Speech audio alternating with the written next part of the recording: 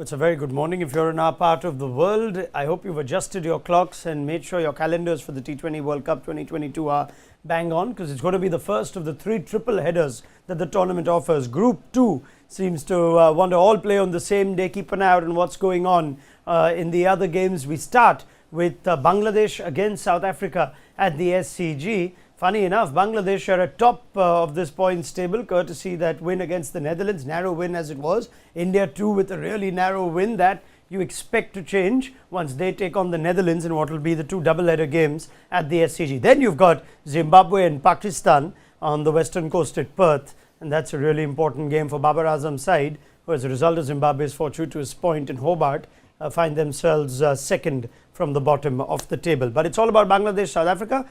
For now, we build up to that game. Toss has happened. This is Maruti Suzuki presents ESPN Cricket for T20 timeout. If you're wondering why we're coming to you at about 16 or 17 minutes past 8 as against 8, it's because South Africa would have gone from Hobart to Sydney, seen the Australia-New Zealand game and said, at least we don't have to worry about the weather. The forecast on the eve was that we should have clear skies, and then down came the rain at what was supposed to be the scheduled start at the time. Thankfully, we still have a toss, and it doesn't look like we have a reduced game just yet. South Africa won that toss. Curiously, they're batting first, so we will look back at that decision and the changes that both teams have made. Niall will join us in just a moment. Before that, Anil Kumble is nice and early. These are his hours more than mine. Anil, you're normally an early morning man, aren't you? Oh yes, yes, very early morning. So this is fine. How do you manage the IPL then, I must ask you? No, I'm the first one at the breakfast table. So yeah, so even in the IPL, you sort of wake up at the same time. So that's the challenge. Some people sleep at this time in the IPL, I know. don't they? Yes, some of them do. I can't manage that. So even if I sleep late, I'm an early riser. Even your RCB playing days, when there used to be, rumors were that there used to be a few celebrations that went on after the game. You never took part in any of those? I did take part in a few celebrations. Yeah. Just sort of peeped in and ticked the box, and then I think the two people who were at breakfast regularly were Rahul Dravid and Anil Kumble. Why does that not surprise me? It just does not surprise me. Niall O'Brien does not know much about these sorts of breakfast tables unless they've carried on from the night. It's about 4 a.m. in the UK or 3:30. He's got a nice big beverage in his hand. You could go either way at this hour, Niall, can't you? You could go coffee, booze. What have you gone with? I've got a good old-fashioned cup of tea. I'm not surprised. Anil and Raul having breakfast. Be a fly on that wall. That'd be amazing. What a conversation! All those wickets, all those runs. Oh, wonderful. You're almost making it sound like all Anil and Rahul can talk about is cricket. Come on, Niall. I'm sure when they had their the conversations was mostly on Rahul's wicket and my runs. Very good. I hope you noticed there was Rahul's wicket and Anil's runs, right? Yes. That one illustrious wicket that Rahul Dravid has taken. All right. But we do have a game at our hands. Before I even get to South Africa, Bangladesh, must ask Niall if there was some kind of social gathering yesterday in the UK with all his Irish buddies, still celebrating Ireland's win against England. Niall, how were the last 12 to 18 hours for you? Brilliant, I must say. It's amazing, the Irish community. Obviously, living in the UK for the last 20 years. I live in Northamptonshire, where Anil Kumble is a legend, so he's a Northampton legend.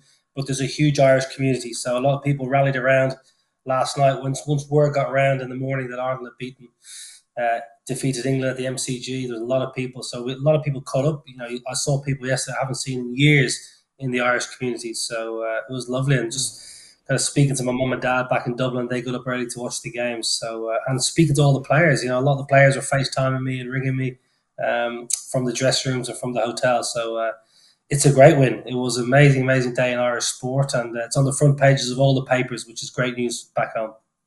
Yeah, that's so nice to hear, right? There's a connect, obviously, between what was just that previous generation, the golden generation of Irish cricket that Niall was part of, and these players. He spoke so well about that yesterday, and it's nice to see they're still in touch. But I hope you did tell them, Niall, while they were allowed a day, they're back in action tomorrow against Afghanistan, so they don't have a lot of time to recover. Or do the Irish not necessarily need a lot of time to recover?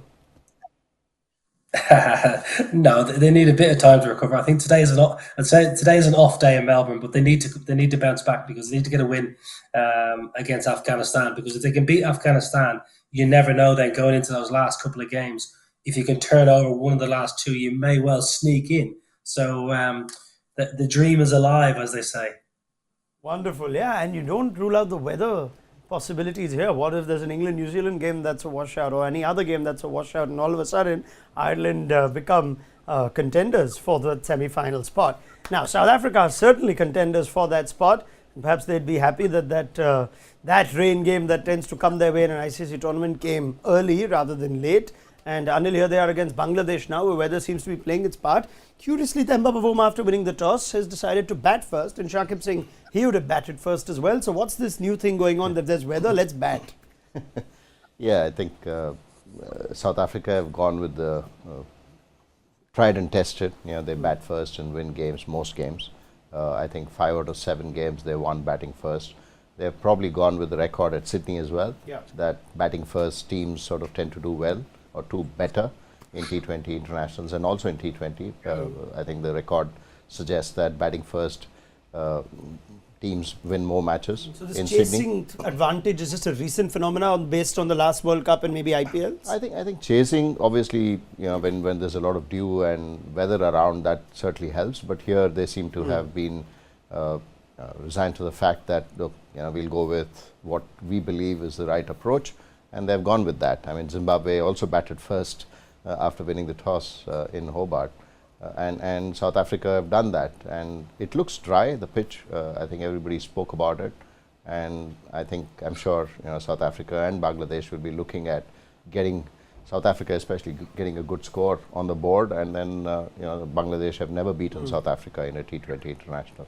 So that I'm sure that record, Bangladesh will be hoping that they'll be able to set that record to their advantage, but it's unlikely. So you find merit in this call to bat first? It shouldn't be a surprise. I don't think so. I think if the weather holds good, they'll go with the weather forecast, and anyway, it's a day game, so I'm sure that's one of the reasons why they've gone batted first. Yeah, I guess, Niall, for some of us who think that when there's weather around, you must chase, that theory is not as applicable in Australia. We saw it happen in the New Zealand-Australia game. New Zealand batted first. Even the other prominent games we've seen so far, Ireland, it was an advantage for them, as it turns out, batting first perhaps, and even India-Pakistan, though India won chasing, that game could have easily gone Pakistan's way. So batting first still remains the mantra regardless of weather?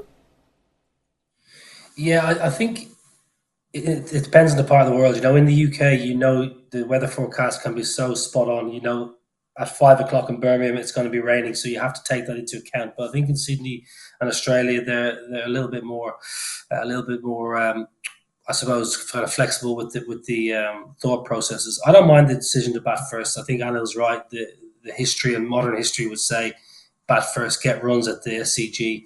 The only thing, if the weather does come in and Bangladesh are flexible and they're quickly able to adapt quickly, they may well get a chance in a shorter chase, which will potentially give Bangladesh their best chance of winning. They've obviously never turned South Africa over, but you think all of a sudden, if mid to late afternoon the rain starts coming in, and maybe Shaki puts himself up the order and it's a 10-over chase, that brings the two sides a lot more closer. So it is a bit risky, but I don't mind the decision to bat first. I think we should get majority of the game in, but you have to have one eye on the clouds above, because we saw England yesterday.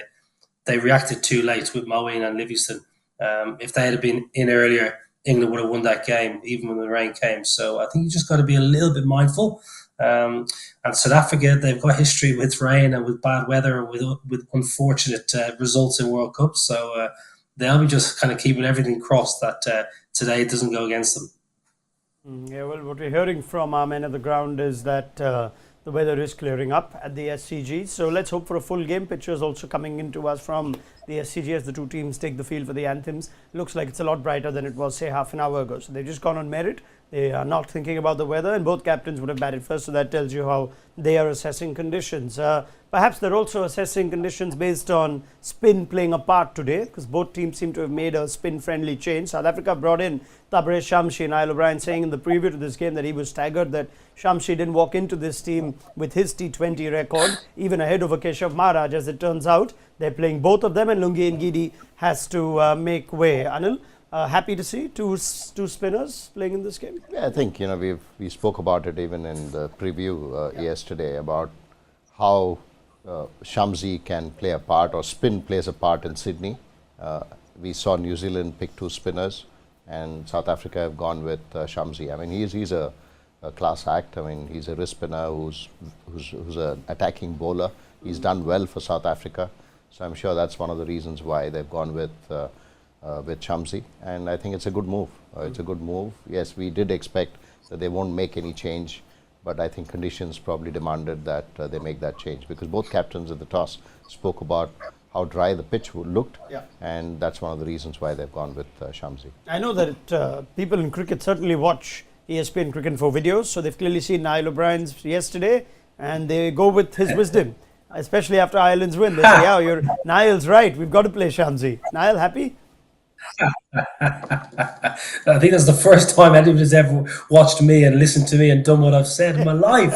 So I'm thrilled to this. Yeah, I'm happy with Shamsi, and I think he's as Anil said, attacking bowler, wicket-taking bowler. You have Maharaj, who's more of a holding defensive spinner. You've got good pace with Nortje, Rabada. Parnell's been a revelation the last kind of 12 months since his re-emergence into international cricket after exile as a Kolpak player in the UK. So you got your left arm pace who swings it and can bowl good death overs, and you got Rabada and Nortje, obviously are world class operators. Difficult, I suppose, on Lungi Ngidi, who's a fine bowler, top and tail bowler, especially at the death. He's been good, but it shows how strong South Africa are, and that's why many people think South Africa, if they can get a bit of the rub of the green in this tournament, they are a good chance to go all the way. It's a good lineup. Quinton played well a couple of days ago against Zim.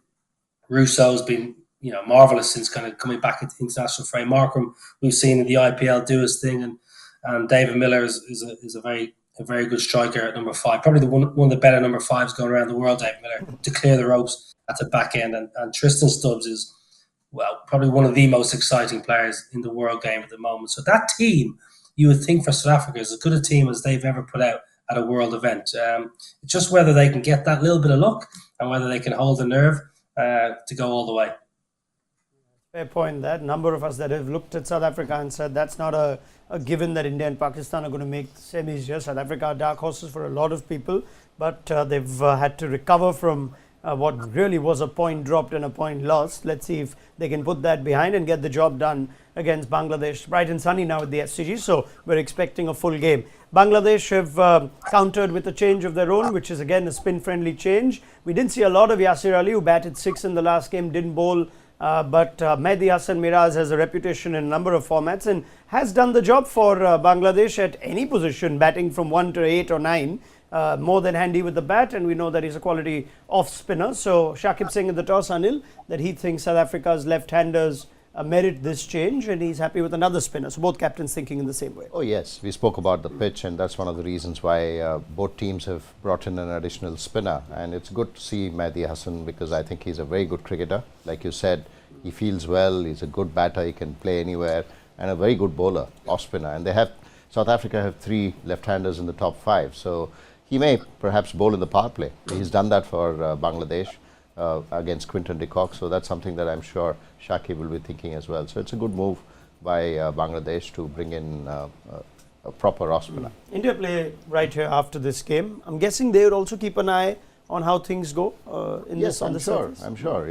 Like we discussed, there could be a potential change in Yuzi Chahal coming in as well as an attacking spinner. So that's something that I'm sure India will keep an eye on, the pitch and the conditions. Yeah, we're going to watch this because all these double headers played on the same surface. Anil Kumble has made the point on our show before that in the 4th innings, on the 2nd innings of the second game, you're effectively playing on a surface that has seen 60, 70 overs on the day. So keep an eye out on how conditions play out at different venues. That's going to be such a big part of this T20 World Cup. And if you're wondering what Niall O'Brien's doing, it's not like he can't get enough of Ireland's win yesterday. Niall's a global expert for us, and he actually watches a hell of a lot of cricket in Bangladesh and in the BPL.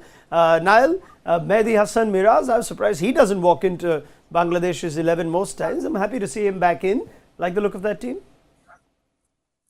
Yeah, I do. He's good. He's a good cricketer, and as Anil said, I think he'll definitely bowl the power play. I wouldn't be surprised if he bowls first over, especially against Quinton de Kock, who prefers pace on the ball. Mehdi's a good all-round cricketer, good fielder, can bat, give you use for runs in that middle order, latter order, and he's good enough to get 4 overs out of him. So it's good for Shakib to have that little bit of support. This Bangladesh side, listen, Taskin was superb. Lovely to see Taskin bowling well, bowling with good pace. Hassan Mahmood is a good cricketer. The Fizz we all know. I suppose the one area is with Nurul Hassan. Mossadegh can play, good cricketer, but they need runs out of the top. Litan Das I think is an excellent cricketer. They just need, need a solid start. I don't think they need to get out of the traps and get 50 or 60 in that power play, but just a steady power play with the bat in hand. Get 45, no more than 1 wicket down, and let people like Shakib kind of shepherd them from the new ball and then play through the middle. But that's a good team for Bangladesh. It's a good side. They've got good pace and got good spin. You're always a little bit worried about Bangladesh against pace and quality pace bowling. So that'll be probably their weaker point, but they've got a nice bowling attack.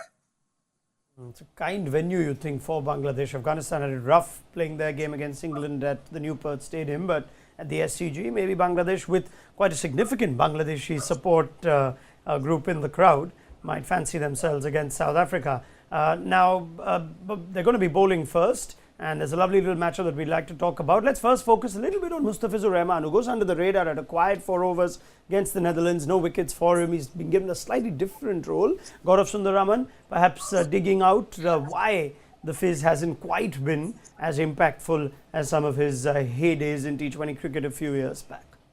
Thanks, Raunak. Mustafizur Rahman is a very, very important bowler for Bangladesh. However, his record in T20Is in 2022 has been very poor. In the death, outside the subcontinent, he goes at over 10 runs an over. In Bangladesh and in the subcontinent, he does a good job. When I went and dug deep into seeing what kind of deliveries work and what does not, his off-cutter, which is his stock delivery, has not been very fruitful of late, especially in the death. I would like to ask the panel, in the bigger grounds in Australia, is the off-cutter a very good option or not? All right, simple, fair question. And we know Mustafizur Rahman's form has been a point of concern. We discussed that through the Asia Cup as well. Let's take GS's question first up. Something that's just gone off with Fizz, and are his variations going to be as effective in these conditions, Anil? No, I think in Sydney, yes, because this is, both the captains believe that it's a really dry pitch. So Mustafizur should be able to bowl those variations, the cutters, the slow balls. And I think what used to work when in his prime, when he was really bowling well and picking wickets, was the ball was coming back into the right-hander with the new ball. That's something that's not happening. And the Yorker were lethal. I think he's dropped in a little bit of pace. That certainly matters in a T20 game. And his variations, like Gaurav mentioned, in outside of Bangladesh, he's struggled on really good wickets. This probably may hold because of the dryness of the surface. So yes, Fizz may come in play today. They clearly don't have the confidence to bowl him as a gun bowler at the death, which a lot of teams tend to give to their strike bowler, Abada, Bumrah, Stark, etc. Because we saw who they went with at the death in the last game, Anil. Yeah, I was a bit surprised because I thought Shakib got the combinations wrong, because Soumya Sarkar bowling the 20th over, they could have lost the game. I mean, they lost. I mean, they won by 9 runs. Yeah. But against better teams like South Africa, I mean, today if Soumya Sarkar is going to bowl your 18th and 20th over, I'm sure South Africa will be just waiting for those overs. Yeah, Niall, you wouldn't mind Soumya Sarkar at the death, with no disrespect mentioned or intended? You can't rely on him to bowl death overs. No way. Watched him a lot in domestic cricket in Bangladesh. He's somebody, he can swing the ball. He's always got a bad ball in him, in my opinion. I think he's someone you might get an over 2 out of, maybe 1 in the power play, but maybe 2 in the middle overs. That is your lot for sure. If you're relying on him to bowl your death overs, your 18, 19, 20 overs, well, you're in trouble. You've got to get Fizz there bowling. He is your main trump card. He's your most experienced. You got to back him to do the business. He's been there. He's done it for Bangladesh. He's done it at the IPL. He's highly experienced. He's obviously highly skilled. What Anil said, though, he doesn't bowl his Yorker as much as he used to. I remember playing against him. You always knew he had that brilliant slow ball because he's got that really flexible wrist. So it's very hard to pick up that slow ball, that cutter. But you also knew he had a brilliant Yorker, full pace, and he used to bowl a bouncer. But now he bowls very few Yorkers and very few bouncers. He generally bowls full pace or just off cutters. So I think batters have probably got a little bit wise to him. But if Bangladesh want to go a long way in this tournament, they need some of the ball death overs because Shomo is not the man. All right. Now, very quickly, as the game's already underway, I've decided not to go hard on Temba Bavuma today. Let's give the poor South African captain a little break and let's see how he performs in what's now a full game, batting first, better conditions, etc., etc. But let's keep an eye out for Riley Russo. There's a lot to be excited about. I'll quickly have a chat on Riley Russo before we wrap things up and how good he's been since 2022 or in this calendar year. He's delivering in all phases. He's averaging in excess of 57. Strike rate is right up there. And those periods between 14, 16, then of course Russo went off the boil. He went Kolpak. He's now eligible to play again. There's a lot to like about the say Riley Russo version 2.0. Anil, who has been a player that I'm sure IPL franchises also keep looking at year in, year out and they think, oh, does he have it, does he not? Well, and he understands the game better because I think he's played a lot of T20 cricket across the globe in various franchise cricket. And for South Africa, he's done really well. So that experience in that batting lineup certainly will help South Africa. You expecting an IPL call-up for him? Yes, I'm sure. I'm sure he'll be one of the guys who would want, because you're constantly looking for left-hand batters who can play spin in the middle, and he does that really well. Niall, very quickly, as the game is underway already, but you keep a close eye and a keen eye on player graphs and whether their stock is rising in the T20 franchise circuit. Russo is one such player? Definitely. Yeah, definitely. He's pretty much one of the first batters signed in all the comps, whether it be the PSL, etc. He's gone to Big Bash now to play for the Renegades, I think, after the World Cup. Good player, did very well for Hampshire. He transferred to Somerset this year and was outstanding down at Taunton. Small ground, yes, but I think his experience now has been key. He's been around the block a long time, a lot more level-headed, a lot more mature, and a good reader of the game, actually. I think that's probably his biggest key now. He reads the situation really well. Well, Riley Russo's got a job now. By the time we started this conversation and by the time we finished it, he's got to walk out to bat. Temba Bavuma's wretched run of form just does not seem to go away. You got to feel for the South African captain who's under the pump. He's now been dismissed for 2. And I guess it's worth having the conversation now. If there is a weakness to this formidable South African side, a very apparent weakness, Anil, it's Bavuma's form, and it's not gotten any better today. Oh yes, that's something that I think the South Africans will have to sit down and address. It's not easy. He's the captain of the team, and if South Africa have to get off to a good start, his form being what it is, we saw even against Zimbabwe, most of the runs were scored by Quinton de Kock. So there's pressure at the top of the order, not just on Temba Bavuma, because Temba Bavuma is not scoring well. It puts added pressure on Quinton. And I, knowing Quinton, he doesn't really bother about all that. He just goes about his batting the way he does. But still, South African batting will be under pressure, and invariably, the top 6 overs are really, really crucial if you have to progress and go on to qualify and do really well for South Africa. I mean, it's India next up, Niall, in which case the opposition only gets harder. And South Africa need to get all the points they possibly can after losing that what could be one crucial one against Zimbabwe. Is time up for Temba? Do they have to make that call, or now that they've started the World Cup with him, do you sense they've just got to keep going with him? I'll be very surprised if they change him. I really do. He's the captain. All the word, whether it's just idle talk, is that they're backing the captain. They're a united camp. So I'll be very surprised if they change Temba Bavuma anytime soon. But he must be feeling the pressure. He must be feeling the push from outer sources. I wouldn't be picking up the newspapers if I was him in Sydney, and I wouldn't be reading too much online media. So I might just keep my phone off for a little bit. His record at T20 international cricket is pretty good, truth be told. I think people overlook his actual stats. They're not the worst stats in the world. I suppose there's so many people knocking on the door now in South African cricket.